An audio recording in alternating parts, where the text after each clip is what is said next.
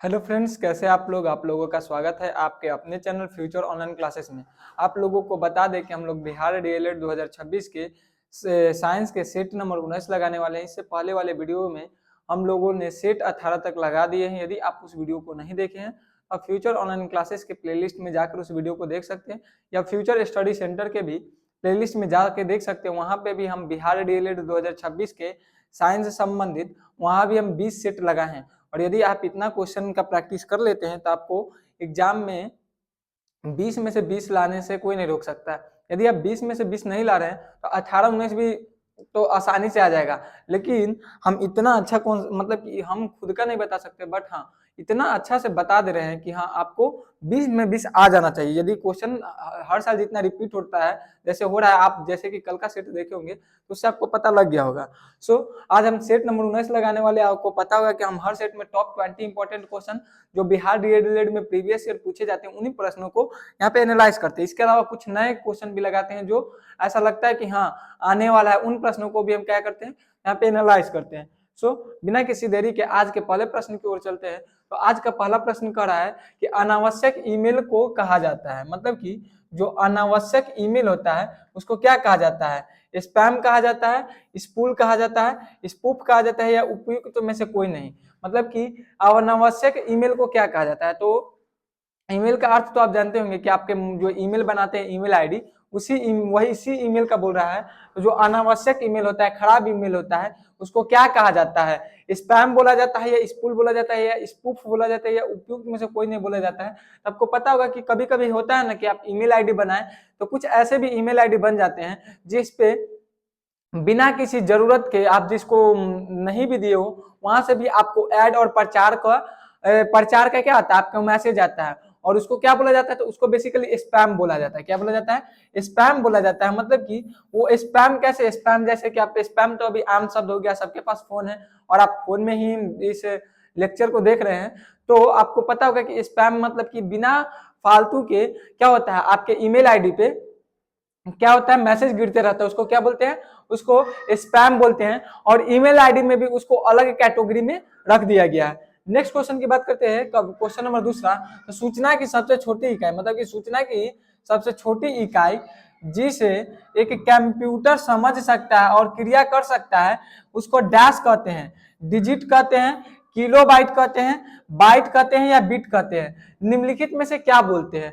तो यहाँ पे क्या कर रहा है? सूचना की सबसे छोटी इकाई, मतलब कि सूचना की सबसे छोटी इकाई कौन है? सबसे छोटी इकाई जिससे जिसे एक कंप्यूटर समझ सकता है। तो आपको पता होगा कि जितने भी आप कंप्यूटर में, कंप्यूटर हो गया या आप अपने फोन हो गए, आप उसको जो कुछ भी देते हैं वो 0 और 1 में लेता है। कैसे लेता है? 0 और 1 के रूप में लेता है। मतलब कि आप कुछ भी लिखिए, लेकिन कंप्यूटर उसको क्या करता है? आपके कंप्यूटर में आप पढ़े होंगे प्राइमरी सेकेंडरी सब करके क्या होता है, अलग अलग डिवाइस होते हैं और उसको क्या कर देते हैं, उसको 0 और 1 में डाल देते हैं। और 0 और 1 में ही आपका क्या है, जितना आपका प्रोसेस होता है 0-1 के दौरान ही होता है। और उसको देन फिर चेंज करके क्या करता है, आपके अल्फाबेट में चेंज कर देता है। आप इंग्लिश में लिखिए, हिंदी में लिखिए, आप किसी में भी लिखिए, लेकिन कंप्यूटर को एक ही लैंग्वेज आता है और वो लैंग्वेज है 0 और 1। इसके अलावा कंप्यूटर को किसी भी तरह का लैंग्वेज नहीं आता है। और यही पूछ रहा है कि इसकी सबसे छोटी इकाई, और इसी छोटी इकाई को बोलते हैं बिट। क्या बोलते हैं? बिट बोलते हैं। और यही बिट, बहुत सारे बिट मिल जाते हैं तो किसका निर्माण कर देते हैं? बाइट का निर्माण कर देते हैं। मतलब कि बाइट आप सुने होंगे, जैसे कि आप लेक्चर देख रहे हैं तो आप जो आपका नेटवर्क है उस नेटवर्क के ऊपर देखिएगा तो वहां पे लिखता है केबी। जहां आपका यदि आप वीडियो देख रहे होंगे तो ऊपर देखिए जहां चार्जिंग का पॉइंट होता है, जहां चार्ज आपको दिखाता है वहां पे देखिएगा केबी या एमबी में आपका नेट अभी चल रहा होगा। मतलब कि यदि आपका नेटवर्क अच्छा होगा तो एमबी में चलेगा, और यदि खराब होगा तो केबी में चलेगा। मतलब कि केबी का अर्थ क्या होता है? केबी का अर्थ होता है किलोबाइट। केबी को क्या बोलते हैं? किलोबाइट बोलते हैं। वही बात करें कि एमबी को क्या बोलते हैं? एमबी को मेगाबाइट बोलते हैं। क्या बोलते हैं? मेगाबाइट बोलते हैं। मेगाबाइट। वही आप सुनते होंगे कि कोई कोई फिल्म इतना जीबी का है, तो जीबी का अर्थ क्या होता है? जीबी का अर्थ होता है गीगाबाइट। क्या होता है? गीगाबाइट होता है। गीगा गीगाबाइट मतलब कि एमबी एमबी केबी, एमबी, जीबी, ये सब किसका है? तो ये सब छोटी इकाई है, मतलब कि बहुत ज्यादा छोटा है, मतलब कि मेगा, मेगा, गीगा, टेरा, पेटा, हेक्सा, हेप्टा, ये सब सुने होंगे। क्या होता है मेगा, गीगा, टेरा, हेक्सा, हेप्टा, ये सब क्या यूनिट है। जिस तरह से हम कल पढ़े थे माइक्रो, नैनो, पिको, तो वो क्या होता है, वो एकदम छोटा चला जाता है, और ये सब क्या होता है धीरे धीरे बड़ा होता है। केबी, एमबी, गीगा, तो गीगा क्या है, गीगा बड़ा है। और उससे भी सबसे छोटा कौन है? तो सबसे छोटा बिट है। बिट से मिलके क्या बनता है? बाइट बनता है, और बाइट से kilobyte, megabyte, gigabyte. I think आपको समझ में आया होगा। तो सबसे छोटी इकाई कौन सा है? तो सबसे छोटी इकाई बिट है। सबसे छोटी इकाई कौन सा है? तो सबसे छोटी इकाई बिट है। नेक्स्ट क्वेश्चन, क्वेश्चन नंबर 3 की बात करते हैं। तो क्वेश्चन नंबर 3 में आपसे पूछ रहा है कि डेटा सूचना कंप्यूटर में डैश के रूप में स्टोर होता है। मतलब कि डेटा सूचना कंप्यूटर में डैश के रूप में स्टोर होता है। डायरेक्टरी, फाइल, फ्लॉपी या ग्राफिक फाइल। मतलब कि आप किसी चीज को अपने मोबाइल में क्या करना चाहते हैं, उसको स्टोर करना चाहते हैं। जैसा कि यहाँ पे दिखा रहा है कि आप किसी चीज को आप अपने मोबाइल में स्टोर करना चाहते हैं, तो वो कहाँ स्टोर होता है? तो आपको पता होगा कि ये जितना भी आपके मोबाइल में किसी भी डॉक्यूमेंट को आप स्टोर करते हैं, तो कहाँ स्टोर करते हैं? अब बोलते हैं ना कि इसका एक फाइल बना के डाल देने के लिए, क्या कि इसका एक फाइल बना के डाल देने के लिए, तो ये सब किस में जाता है? फाइल में डालता है। इसके अलावा हम बता दें कि आपको जो कुछ भी पढ़ाया जाता है आपके इस स्लाइड में, तो ये सब के सब क्या होता है? ये सब के सब एक फाइल में क्या है? सेव है। मतलब कि एक फाइल में इसको सेव करके ही क्या किया जाता है? इसको चलाया जाता है। मतलब कि यहाँ पे जो कुछ भी हम पढ़ा रहे हैं, ये कहीं ना कहीं फाइल में ही सेव है। नेक्स्ट बात करें क्वेश्चन नंबर 4। तो क्वेश्चन नंबर 4 में पूछ रहा है कि कीड़े पानी की सतह पर बिना डूबे घूम सकते हैं। मतलब कि कीड़े जो होते हैं वो पानी की सतह पर बिना डूबे घूम सकते हैं। गतिक उत्थान के कारण, पानी स्नातन के कारण, पानी के पृष्ठ तनाव के कारण, या उपयुक्त में से कोई नहीं। तो यहाँ पे कह रहा है कि कीड़े पानी की सतह पर बिना डूबे घूम सकते हैं। आप देखे होंगे कि कुछ कीड़े होते हैं जो क्या होता है, पानी के ऊपर बिना डूबे क्या होता है, मतलब कि वो ऊपर तैर सकता है। आप मच्छर का ही उदाहरण ले लीजिए। कीड़े में छोड़ के मच्छर की बात करते हैं, तो मच्छर को ही आप देखे होंगे कि पानी के ऊपर बैठ जाता है। कैसे बैठ जाता है पानी के ऊपर?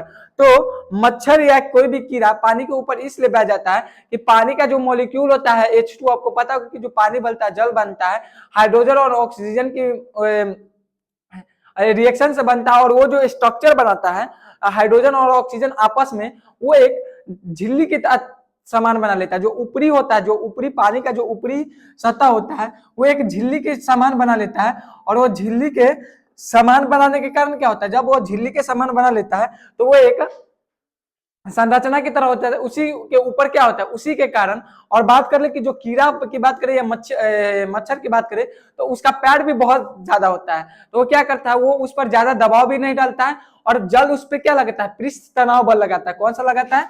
पानी पृष्ठ तनाव बल लगाता है। और पृष्ठ तनाव बल के कारण क्या होता है, कीड़ा और मच्छर उस पर बैठ सकते हैं। और इसके अलावा बात करें तो उसका पैर भी अब बहुत अधिक होता है और पंख के समान होता है। और आपको पता होगा कि पंख कितना मुलायम होता है, तो वो क्या होता है, फैला देता है। और फैलने के कारण क्या होता है, उसके अंदर नहीं डूबता है। आई थिंक आपको समझ में आया होगा। क्वेश्चन नंबर 5 की बात करते हैं। तो क्वेश्चन नंबर 5 में पूछ रहा है कि तापक्रम की एसआई मात्रा क्या है? तापक्रम की एसआई मात्रा क्या है? एसआई मात्रा क्या है?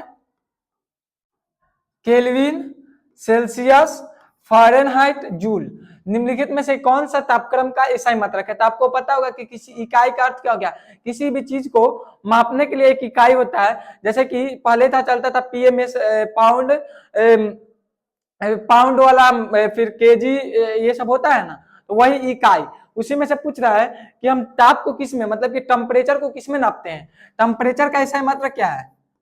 टेम्परेचर मतलब कि तापक्रम, टेम्परेचर का एसआई मात्रक क्या है? तो टेम्परेचर को किसमें नापा जाता है? टेम्परेचर को बेसिकली केल्विन में मापा जाता है। मतलब कि टेम्परेचर को तो आप सेल्सियस में भी नाप सकते हैं या फ़ारेनहाइट में भी नाप सकते हैं। लेकिन यहाँ पे पूछ रहा है कि इसका एसआई मात्रक क्या होगा। इसका एसआई मात्रक जब पूछ लिया, तो तापक्रम का एसआई मात्रक होता है केल्विन। क्या होता है? केल्विन होता है। उसी तरह पता होगा कि क्या होता है, कैंडेला किसका होता है? कैंडेला होता है, कैंडेला होता है, ये भी एसआई मात्रक है, कैंडेला। इसके अलावा बात करें तो मोल होता है, केजी होता है। उसके बाद बात करें तो केजी, ये सब अलग अलग तरह के क्या है, सब ये सब के सब, ये सब टेम्परेचर का नहीं, टेम्परेचर का तो सिर्फ केल्विन होता है, लेकिन ये सब के सब क्या है, ये सब के सब एसआई मात्रक है। तो टेम्परेचर का एसआई मात्रक क्या है, केल्विन है। नेक्स्ट क्वेश्चन की बात करते हैं, निम्न में से कौन सा विटामिन ई का एक अच्छा स्रोत है। ये क्वेश्चन एक रिपीटेड क्वेश्चन है, इससे पहले भी ये क्वेश्चन पूछा गया था कि विटामिन ई का अच्छा स्रोत कौन सा, ताजी सब्जी, घी, मांस या अंडे का पीला भाग। मतलब कि विटामिन ई का सबसे अच्छा स्रोत क्या है, तो विटामिन ई का सबसे अच्छा स्रोत है ताजी सब्जियां। कौन सा है, ताजी सब्जियां है। ताजी सब्जियां के अलावा बात करें तो सूरजमुखी का जो फूल होता है, सूरजमुखी सनफ्लावर,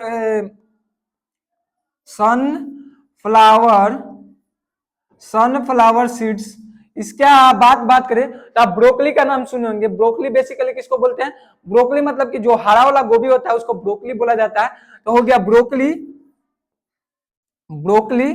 इसके अलावा बात करें तो स्पिंच, स्पिंच का अर्थ होता है क्या होता है, पालकी। पालकी को इंग्लिश में क्या बोलते हैं, पालकी को इंग्लिश में स्पिंच बोलते हैं। तो पालकी हो गया, ये सब के सब क्या हो गया, हरा सब्जी हो गया, हरा ताजी सब्जियां हो गई।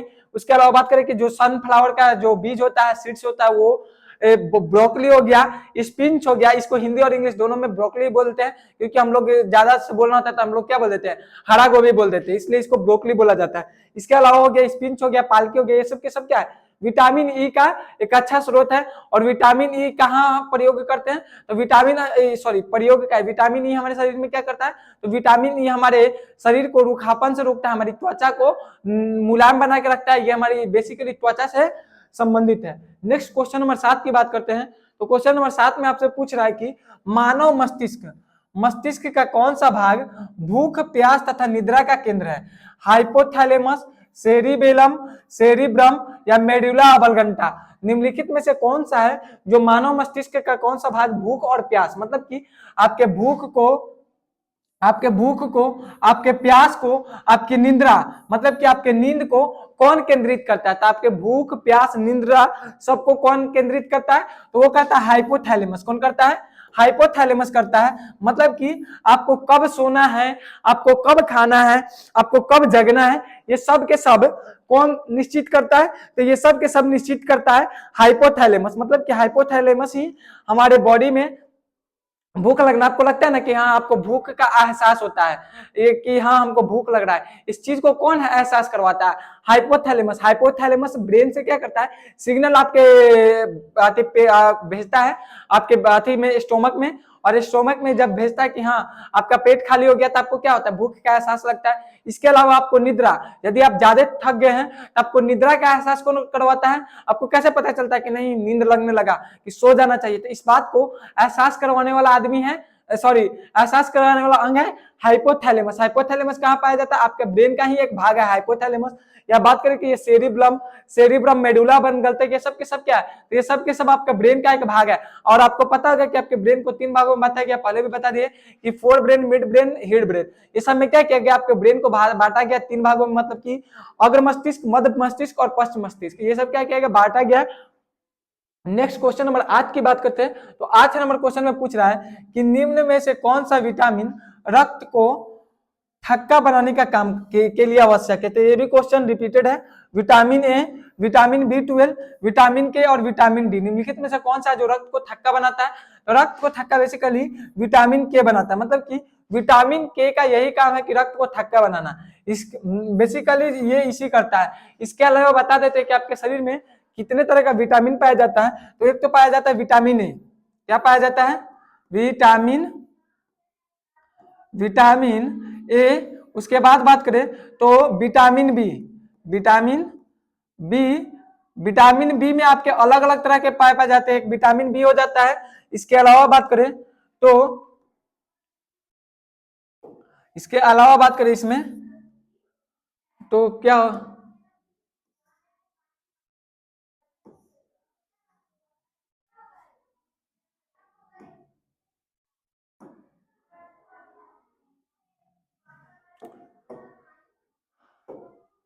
इसके और भी पास vitamin B, vitamin B2, vitamin B3,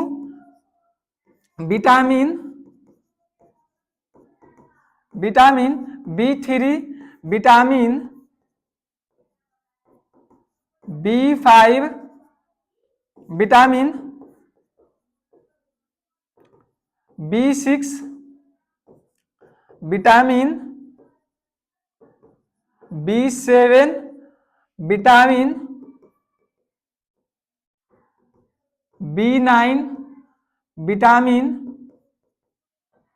B12 and then बात करें तो vitamin C, vitamin C, vitamin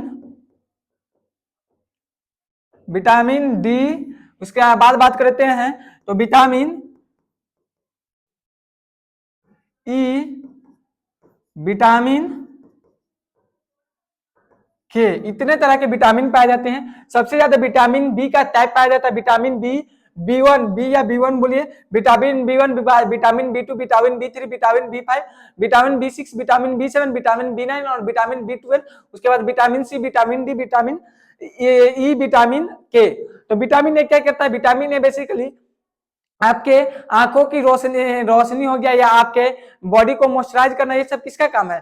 तो विटामिन ए का काम है। और आपको पता होगा कि आंख की रोशनी किससे बढ़ता है? तो गाजर खाने से होता है। इसके अलावा हरी साग सब्जी खाते हैं, दूध दही खाते हैं, तो आपको विटामिन ए मिलेगा। विटामिन बी में इतने टाइप है, तो इतना तो हम डिफाइन करेंगे नहीं, बहुत ज्यादा टाइम लग जाएगा। विटामिन सी की बात करते हैं तो विटामिन सी के बारे में हम पहले भी बता चुके हैं कि आपके घावों को सुखाने का काम या आपके बॉडी को स्वस्थ रखने का काम विटामिन सी करता है। विटामिन डी सूर्य से प्राप्त होता है, आपके हड्डियों को मजबूत करने का काम विटामिन ई के बारे में अभी पीछे बताएं। और विटामिन ई मतलब कि आपके बॉडी को स्क्रीन को मॉइस्चराइज करने का काम, और ये भी विटामिन ए भी करता है। और विटामिन के क्या करता है? तो आपके रक्त को थक्का बनाने का काम करता है। और ये सब अलग अलग चीज को खाने से मिलता है। नेक्स्ट बात करते हैं क्वेश्चन नंबर 9। तो क्वेश्चन नंबर 9 में पूछ रहा है कि उस वैज्ञानिक का नाम बताएं जिसने कहा था कि पदार्थ को ऊर्जा में बदला जा सकता है। बॉयल ने कहा था, लेवोजियर ने कहा था, अवोगाड्रो ने कहा था, या आइंस्टीन ने कहा था। तो अवोगाड्रो तो शायद केमिस्ट्री के थे, वैज्ञानिक थे, तो सब के सब तो केमिस्ट्री से ही है। लेवोजियर सब भी वही। हाँ, फादर ऑफ केमिस्ट्री कौन है? आपको एक क्वेश्चन देते हैं कि who is the father of chemistry, father of chemistry, father of biology and father of chemistry bio and बात करें तो फिजिक्स। आपको क्या करना है? आपको कमेंट बॉक्स में बताना कि केमिस्ट्री के फादर कौन है, बायोलॉजी के फादर कौन है और फिजिक्स के फादर कौन है। और इसका जवाब हम कल के नेक्स्ट सेट नंबर 20 में देखेंगे। आप यदि नहीं जानते तो सेट नंबर 20 में देख सकते हैं, और यदि आपको नहीं पता है तो आप गूगल से भी सर्च कर सकते हैं, लेकिन आपको कमेंट में बताना है यदि जानते हैं। आपको तीनों के नाम बताने के, फादर ऑफ केमिस्ट्री कौन है, फादर ऑफ बायोलॉजी कौन है और फादर ऑफ फिजिक्स कौन है। तो हम बात करते हैं उस वैज्ञानिक का नाम बताया जिसने कहा था कि पदार्थ को ऊर्जा में बदला जा सकता है। तो वो थे आइंस्टीन साहब। मतलब कि जो आइंस्टीन साहब थे उन्होंने ही बताया था कि हाँ, पदार्थ को क्या किया जा सकता है? पदार्थ को ऊर्जा में बदला जा सकता है। और लेवोजियर साहब ने क्या बोला था कि mass is not created not destroyed, मतलब कि ऊर्जा को नहीं बनाया जा सकता है, या मास की बात करें तो द्रव्यमान को नहीं बनाया जा सकता और ना ही द्रव्यमान को नष्ट किया जा सकता है। इस बात को लेवोजियर साहब ने बोला था। लेकिन आइंस्टीन साहब ने बोले थे कि पदार्थ का, उस वैज्ञानिक जिसने पदार्थ को ऊर्जा में बदला जा सकता है, मतलब कि किसी भी पदार्थ को किसमें बदला जा सकता है? ऊर्जा में बदला जा सकता है। नेक्स्ट क्वेश्चन नंबर 10 की बात करते हैं। वह उपकरण जो ईंधन की रासायनिक ऊर्जा को सीधे विद्युत ऊर्जा में बदलता है वो है सांद्रता सेल, गैल्वेनिक सेल, ईंधन सेल, बी और सी दोनों। तो वो होता है वह उपकरण जो ईंधन की रासायनिक ऊर्जा को सीधे विद्युत ऊर्जा में बदलता है, तो वो हो जाता है ईंधन सेल। मतलब कि ईंधन सेल बेसिकली करता क्या है? ईंधन सेल जो रासायनिक ऊर्जा है उस रासायनिक ऊर्जा को डायरेक्ट विद्युत ऊर्जा में बदलता है। आप मान लीजिए कि हम बात करते हैं रासायनिक ऊर्जा में, मतलब कि ईंधन सेल में हम हाइड्रोजन की बात कर देते हैं। हाइड्रोजन क्या है? हाइड्रोजन एक ईंधन है। हाइड्रोजन क्या करेगा? हाइड्रोजन जब ऑक्सीजन से अभिक्रिया करेगा तो क्या करेगा? एक रासायनिक ऊर्जा का निर्माण करेगा, और वो रासायनिक ऊर्जा से क्या करेगा? वो रासायनिक ऊर्जा डायरेक्ट किस में बदल जाएगा? विद्युत ऊर्जा में बदल जाएगा।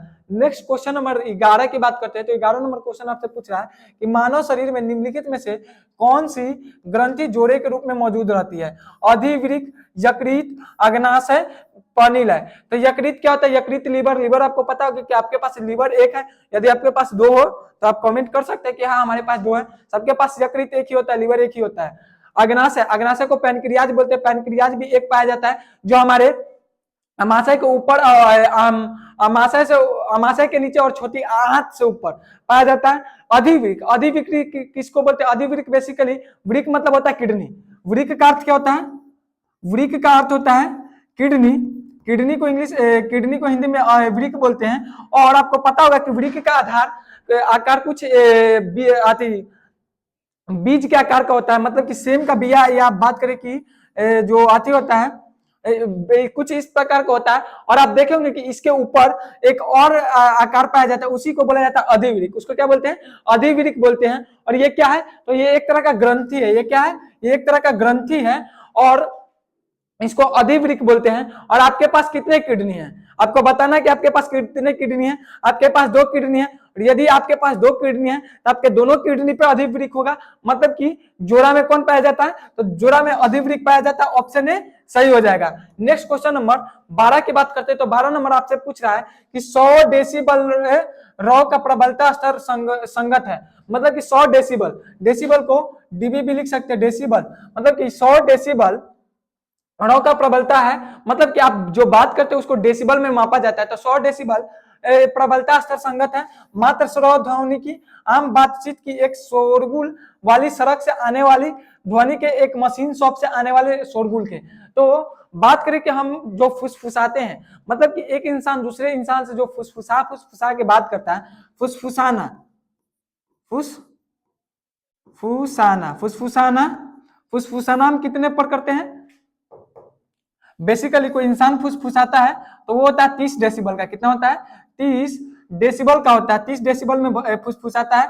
वही बात करें कि बातचीत कोई इंसान कर रहा है, बातचीत जो नॉर्मल इंसान बातचीत करता है वो करता है सॉरी 55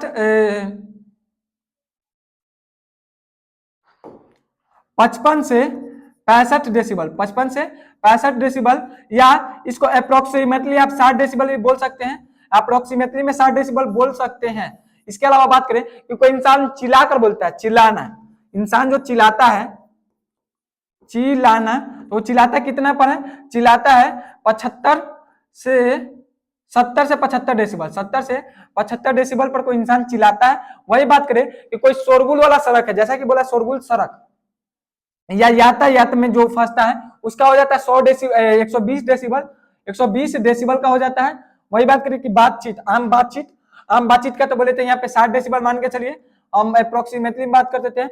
मात्र श्रव्य ध्वनि हम सुन कितना सकते हैं? तो हम फुसफुसाना सुन लेते हैं, तो 30 डेसिबल से ऊपर हम सुन लेते हैं। तो 30 डेसिबल से क्या करते हैं? 30 डेसिबल से ऊपर सुन लेते हैं। लेकिन एक मशीन से आने वाला जो शोरगुल होता है वो 100 डेसिबल से ऊपर होता है। कितना होता है? 100 डेसिबल से ऊपर होता है। क्या एक मशीन के शॉप से आने वाला जो शोरगुल होता है वो कितना होता है? 100 डेसिबल से ऊपर होता है। मतलब कि ऑप्शन डी क्या हो जाएगा? ऑप्शन डी सही हो जाएगा। नेक्स्ट क्वेश्चन की बात करते हैं, क्वेश्चन नंबर 13। तो क्वेश्चन नंबर 13 में बोला कि एक क्षैतिज वृत्त में स्थिर चाल से घूम रहे, मतलब कि एक क्षैतिज है हॉरिजॉन्टल वृत्त में स्थिर चाल से घूम रहे पिंड के लिए निम्नलिखित में से कौन सा स्थिर रहेगा? वेग रहेगा, त्वरण रहेगा, अभिकेंद्रीय बल रहेगा, गतिज ऊर्जा रहेगा। क्या स्थिर चाल रहेगा? मतलब कि एक क्षैतिज वृत्त, मतलब कि एक हॉरिजॉन्टल सरफेस पे क्या हो रहा है? हॉरिजॉन्टल सरफेस मतलब कि आप मानिए कि ये जमीन है और इस पर एक वृत्त है, मतलब कि जमीन पे कोई एक वृत्त रखा गया और इस पे क्या कर रहा है कि कोई वस्तु क्या कर रहा है? एक पिंड स्थिर चाल से चल रहा है। स्थिर चाल से मतलब कि कांस्टेंट फोर्स से, मतलब कि ना ही वो बढ़ रहा है ना ही घट रहा है। मतलब कि 10 मीटर से चल रहा है तो 10 मीटर प्रति सेकंड से चल रहा है तो 10 मीटर प्रति सेकंड से चल रहा है। मतलब कि हम मात्रक तो नहीं लगा सकते, 10 से चल रहा है तो 10, 20 से चल रहा है तो 20। तो वो कौन सा स्थिर है, उसमें क्या स्थिर रहेगा? तो आपको पता है कि कोई वस्तु एक हाथी से चल रहा है तो उसका क्या स्थिर हो सकता है? उसका गतिज ऊर्जा, मतलब कि उसका जो गतिज ऊर्जा रहता है, काइनेटिक एनर्जी होता है, वो क्या रहता है? काइनेटिक एनर्जी स्थिर रहता है। क्या स्थिर रहता है? तो गतिज ऊर्जा स्थिर रहता है। नेक्स्ट क्वेश्चन की बात करते हैं। तो नेक्स्ट क्वेश्चन में आपसे पूछ रहा है कि कुकिंग ताप पर स्थिर रहने वाला क्लोरीन युक्त कृत्रिम स्वीटनर जिसका रूप तथा स्वाद शक्कर की तरह होता है निम्नलिखित में से कौन सा है? स्पार्टेम, स्काइरिन, सैक्रोलोज या एलिटेम। मतलब कि कुकिंग ताप, मतलब कि कुकिंग ताप मतलब कि भोजन को बनाने को कुकिंग बोलते हैं। तो कुकिंग ताप टेम्परेचर पर स्थिर रहने वाला क्लोरीन युक्त कृत्रिम स्वीटनर जिसका रूप तथा स्वाद शक्कर की तरह होता है निम्नलिखित में से कौन सा है? स्पार्टेम है, सैक्रिन है। तो आपको बताना है कि निम्नलिखित में से कौन सा होता है? तो वो होता है कि सुक्रोलोज, मतलब कि सुक्रोलोज, आपको पता होगा कि सुक्रोज क्या होता है, सुक्रोज मीठा होता है, सुक्रोज, फ्रुक्टोज, ये सब क्या होता है, ये सब शुगर का ही भाग है। तो यहाँ पे क्या करा, मीठा है, अभी शक्कर की तरह बोला है, स्वाद शक्कर की तरह होता है, शक्कर क्या होता है, मीठा होता है, तो क्या हो जाएगा, सुक्रोलोज हो जाएगा। नेक्स्ट क्वेश्चन की बात करते हैं, क्वेश्चन नंबर 15। तो क्वेश्चन नंबर 15 में आपसे पूछ रहा है कि निम्नलिखित में से कौन सा एक एंटीबायोटिक नहीं है, निम्नलिखित में से कौन सा एक एंटीबायोटिक नहीं है। तो एंटीबायोटिक क्या होता है, मतलब कि आपकी बीमारी को, आप दवा की दुकान पे जाते हो तो बोलते हैं, क्या बोलता है डॉक्टर कि एंटीबायोटिक ले लीजिए कि आपको बीमारी जल्दी ठीक हो जाएगा। एंटीबायोटिक जल्दी लेना नहीं चाहिए, क्योंकि यदि आप उसको ज्यादा सेवन करते हैं तो आपको बॉडी को बीमार से तो ठीक ठाक कर देगा, लेकिन आपके किसी और अंग को क्या कर सकता है, आपको ये क्या कर इफेक्ट कर सकता है, ज्यादा तो डर रहता है किडनी का। तो एंटीबायोटिक लेने के लिए बोलता है। तो निम्नलिखित में से कौन सा नहीं है, एरिथ्रोमाइसिन, ऑक्सीटोसिन, पेनिसिलिन या टेट्रासाइक्लिन। आपको पता होगा कि पेनिसिलिन तो एक तरह के एंटीबायोटिक है, आपको पता होगा कि पेनिसिलिन को किसके अंतर्गत रखा गया है, एंटीबायोटिक के अंतर्गत रखा गया। इसके अलावा बात करें कि एरिथ्रोमाइसिन भी है, वो भी एक तरह का एंटीबायोटिक है, और टेट्रासाइक्लिन है, ये भी एक तरह का एंटीबायोटिक है। लेकिन ये जो ऑक्सीटोसिन है ये एंटीबायोटिक नहीं है, मतलब कि ऑप्शन बी क्या हो जाएगा, ऑप्शन बी सही हो जाएगा। नेक्स्ट क्वेश्चन की बात करते हैं, क्वेश्चन नंबर 16। तो क्वेश्चन नंबर 16 में बोल रहा है कि हेपेटाइटिस बी विषाणु का उद्भवन काल होता है, मतलब कि हेपेटाइटिस बी, आपको पता होगा कि एक विषाणु होता है जिसके काटने के बाद क्या हो जाता है, उसके काटने के बाद हेपेटाइटिस हो जाता है। तो वो होता है कि उद्भवन काल, मतलब कि उसका उद्भवन काल कितना होता है, हेपेटाइटिस बी का उद्भवन काल कितना होता है, 42 दिन से 56 दिन, 30 दिन से 180 दिन, 15 दिन से 20 दिन, एक सप्ताह। तो कितना दिन हेपेटाइटिस बी विषाणु का उद्भव काल रहता है, तो उसका लगभग 30 दिन से 180 दिन तक उसका क्या रहता है, उद्भव काल मतलब कि उसके इतना दिन में आपके बॉडी में फैलेगा, मतलब कि उसको 30 से 180 दिन लग जाता है। और इसके बाद ही सुनते कि हेपेटाइटिस से मर गया, बहुत लोग मर जाते हैं हेपेटाइटिस से, इतना ज्यादा। और ये भी मैं करा हेपेटाइटिस बी, मतलब कि हेपेटाइटिस ए होगा उसके बाद ही ना हेपेटाइटिस बी होगा। तो हेपेटाइटिस ए से हेपेटाइटिस बी में परिवर्तित होने में उसको कितना दिन लग जाता है, 30 दिन से 180 दिन के बीच में आपको क्या हो सकता है, हेपेटाइटिस बी हो सकता है। तो आप लोगों को क्या करना, बीमारी से दूर ही रहना है, ये सब बीमारी तो बहुत खतरनाक ही होता है। नेक्स्ट क्वेश्चन की बात करते हैं। तो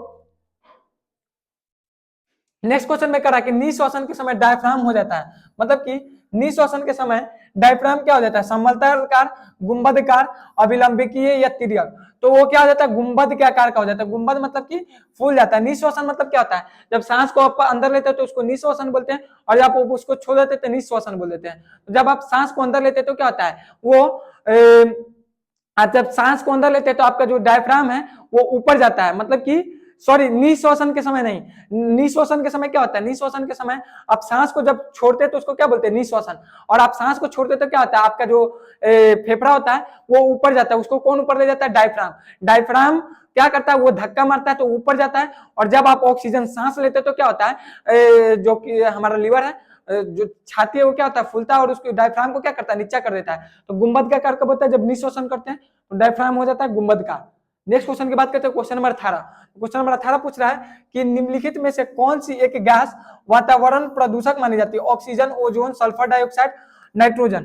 तो बात करें कि हमारे कौन सा गैस वातावरण प्रदूषक मानी जाती है, तो होता है SO2। इसके अलावा बात करें तो हो गया CO2। ये सब क्या है, ये सब के सब हमारे वातावरण को क्या करता है, प्रदूषण करता है। आपको पता होगा कि SO2 क्या करता है, सल्फर डाइऑक्साइड, कार्बन डाइऑक्साइड, ये सब हमारे पर्यावरण को या हमारा जो वातावरण है उसको प्रदूषक करता है, प्रदूषण फैलाता है। नेक्स्ट क्वेश्चन की बात करते हैं, क्वेश्चन नंबर 19। तो क्वेश्चन नंबर 19 में आपसे पूछ रहा है कि निम्नलिखित में से कौन सा बुझा हुआ चूना है, निम्नलिखित में से कौन सा बुझा हुआ चूना है, कैल्शियम ऑक्साइड है, कैल्शियम हाइड्रोक्साइड है, कैल्शियम कार्बोनेट है, या कैल्शियम, निम्नलिखित में से किसको बुझा हुआ चूना कहते हैं। तो बुझा हुआ चूना कैल्शियम ऑक्साइड को, हाइड्रोक्साइड को बोलते हैं, कैल्शियम हाइड्रोक्साइड को क्या बोलते हैं, बुझा हुआ चूना बोलते हैं। लेकिन वही बात करें कि कैल्शियम कार्बोनेट को क्या बोलते हैं, कैल्शियम कार्बोनेट को संगमरमर बोलते हैं। संगमरमर किसको बोलते हैं, कैल्शियम कार्बोनेट को बोलते हैं। कैल्शियम ऑक्साइड को भी बुझा हुआ चूना, इसको बुझा हुआ चूना बोलते हैं, इसको बिना बुझा हुआ चूना बोलते हैं। क्या बोलते हैं, बिना बुझा हुआ चूना। यदि आपसे पूछे कि बिना बुझा हुआ चूना, बिना बुझा हुआ चूना बुझा हुआ चूना, बिना बुझा हुआ चूना, तो वो कौन सा हो जाएगा, बिना बुझा हुआ चूना हो जाता है ये कैल्शियम ऑक्साइड। नेक्स्ट बात करते हैं कि कैल्शियम कार्बोनेट को क्या बोलते हैं, संगमरमर बोलते हैं। आज के लास्ट प्रश्न क्वेश्चन नंबर 20 की बात करते हैं। तो क्वेश्चन नंबर 20 में आपसे पूछ रहा है कि पृथ्वी के वायुमंडल में ऑक्सीजन गैस की मात्रा कितनी होगी। होती है बहुत इजी क्वेश्चन और बहुत बार बता भी चुके हैं कि पृथ्वी के वातावरण में ऑक्सीजन की मात्रा कितनी होती है, 21%। इसके अलावा कहीं कहीं आपको ऑप्शन में 20% भी देगा तो आपको मारना है। कार्बन डाइऑक्साइड का यदि पूछेगा तो 0.03%, या आपको ऑप्शन में 0.04% भी दे सकता है। नाइट्रोजन की बात करें तो 78%। यह भी क्वेश्चन पूछता है कि सबसे अधिक मात्रा में कौन सा गैस है जो हमारे वायुमंडल में पाया जाता है, तो वो होता है नाइट्रोजन। इसके अलावा भी अलग अलग तरह के गैस पाए जाते हैं, आर्गन, हाइड्रोजन, या अलग अलग तरह के निम्नलिखित तरह के गैस पाए जाते हैं। सो आज के लिए इतना ही। आज हम क्या किया, आज हम बेसिकली बिहार डीएलएड 2026 के सेट 19 का टॉप 20 इंपॉर्टेंट क्वेश्चन जो आगे के एग्जाम में, मतलब कि आपके 2026 में आने वाले जो संभावना है, उन सब क्वेश्चन को प्रैक्टिस किए। इसके अलावा जो प्रीवियस ईयर में पूछे गए हैं उन सब क्वेश्चन के क्या किए हैं, प्रैक्टिस किए हैं। आपको ये बताना है कि आप 20 में कितना स्कोर किए, एक वो तो पहले बताना है कि हाँ 20 में आप 20 स्कोर किए, 18 स्कोर किए, 19 स्कोर किए, या 18 स्कोर किए, कितना स्कोर किए ये आपको बताना है। इसके अलावा आपको ये बताना है कि वो जो 3 क्वेश्चन पूछे थे कि who is the father of chemistry, मतलब कि रसायन विज्ञान के पिताजी कौन है, जनक कौन है, बायोलॉजी के जनक कौन है, और फिजिक्स के जनक कौन है। आपको क्या करना है, आपको उसका जवाब देना है। इसके अलावा आपको बताना है कि आप कितने स्कोर किए। इसके अलावा आज के लिए इतना ही। जय हिंद, थैंक यू।